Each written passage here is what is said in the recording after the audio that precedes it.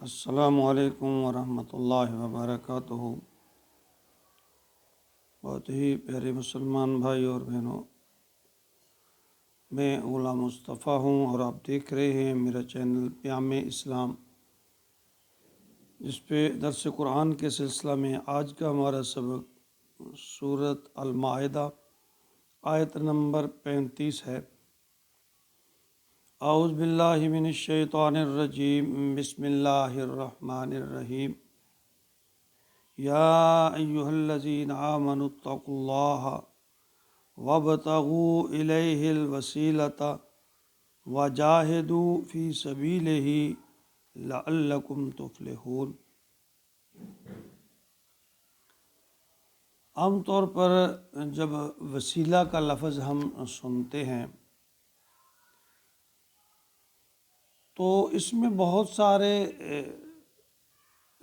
لوگ جو ہیں وہ بٹ جاتے ہیں بہت سارے حصوں میں یا تفرقوں میں، جھگڑا کرتے ہیں کچھ لوگ۔ ایک تو وہ ہیں جو کہتے ہیں کہ دیکھیے اللہ نے خود کہا کہ وسیلہ تلاش کرو۔ دوسرے وہ لوگ ہیں جو اسے جائز نہیں سمجھتے۔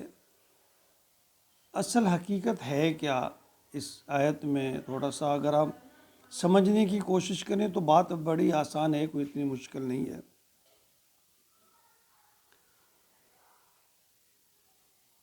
بس فرقہ وارانہ تعصب کو ایک طرف رکھتے ہوئے ذرا اس بات کو ذرا غور فرمائیں تو بات سمجھ میں آ جائے گی۔ فرمایا یا ایھا الذین آمنوا، اے لوگو جو ایمان لائے ہو، اتقوا اللہ، اللہ سے ڈر جاؤ، وابتغوا الیہ الوسیلہ، اور قرب تلاش کرو اللہ کی طرف، یعنی اللہ کا قرب تلاش کرو۔ یعنی جو پہلی بات اس میں کہی گئی ہے کہ اللہ سے ڈرو، اللہ سے ڈرو، تقوی اختیار کرو اور وسیلہ تلاش کرو۔ لفظ وسیلہ اردو میں تو ذریعہ کے معنی میں آتا ہے کہ ذریعہ تلاش کرو، یعنی کسی تک پہنچنے کے لیے، رسائی، اس پر رسائی حاصل کرنے کے لیے یا سفارش کے لیے کوئی وسیلہ بنا لیا جائے۔ لیکن یاد رکھیے عربی زبان میں وسیلہ کے جو معنی ہے وہ قرب حاصل، قرب، یعنی بہت سے ایسے الفاظ ہیں عربی میں کہ ان کا اردو میں مفہوم کچھ اور ہے اور عربی میں مفہوم کچھ اور ہے۔ جیسے لفظ ایک ذلیل ہے، عربی میں اس کے معنی ہے کمزور، جبکہ اردو میں اگر ہم اس کے معنی دیکھیں تو کمینے کے معنی میں آتا ہے۔ جیسا کہ قرآن پاک کی آیت ہے آل عمران 123، وَلَقَدْ نَصَرَكُمُ اللَّهُ بِبَدْرٍ وَأَنْتُمْ أَذِلَّةٌ۔ دیکھیں اس میں اگر ہم یعنی اس کا اگر معنی کیا جائے کہ وَلَقَدْ نَصَرَكُمُ اللَّهُ بِبَدْرٍ، کہ اے لوگو، اے مسلمانوں، یاد کرو جب اللہ نے تمہاری مدد کی مقام بدر میں، وَأَنْتُمْ أَذِلَّةٌ، تم کمزور تھے۔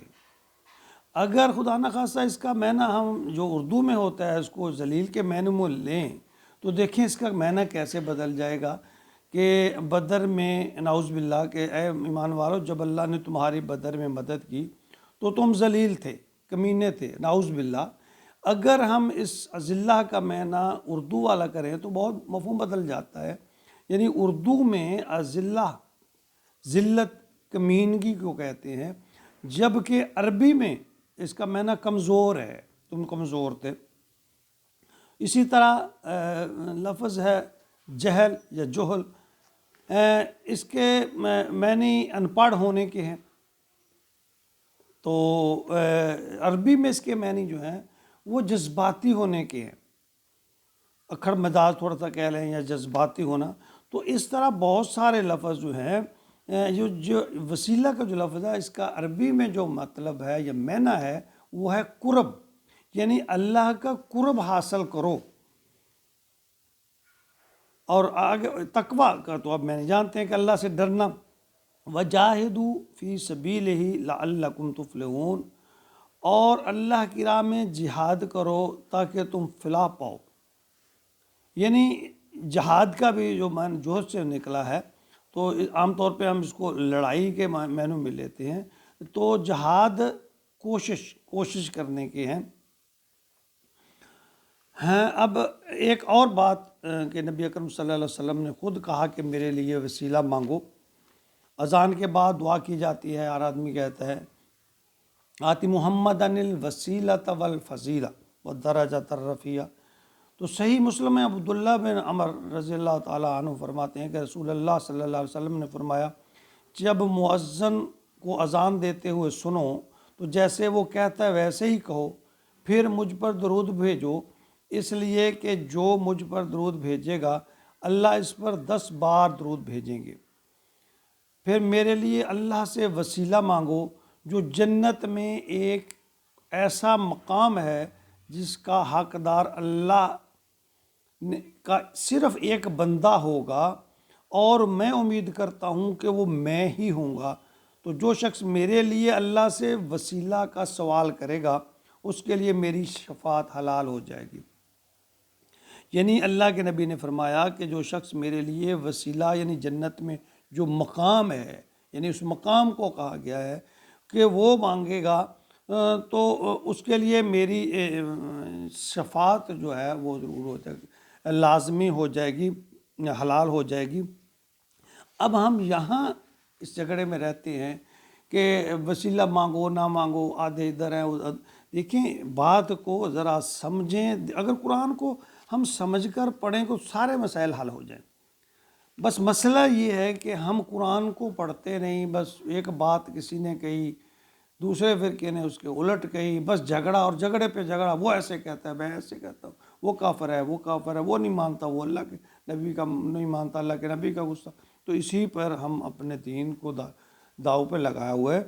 صاف یعنی الفاظ میں آپ یہ سمجھنے کی کوشش کریں کہ وسیلہ قرب، عربی میں قرب حاصل کرنا ہے، وہ قرب نبی کا حاصل کرو، وہ قرب اللہ کا حاصل کرو، یعنی اللہ سے ڈرو اور اللہ کا قرب۔ یہ صاف اس آیت میں فرمایا اللہ نے کہ آمنوا اتقوا اللہ وابتغوا الیہ الوسیلہ، اے لوگو اللہ سے ڈرو اور اس کا قرب حاصل کرو۔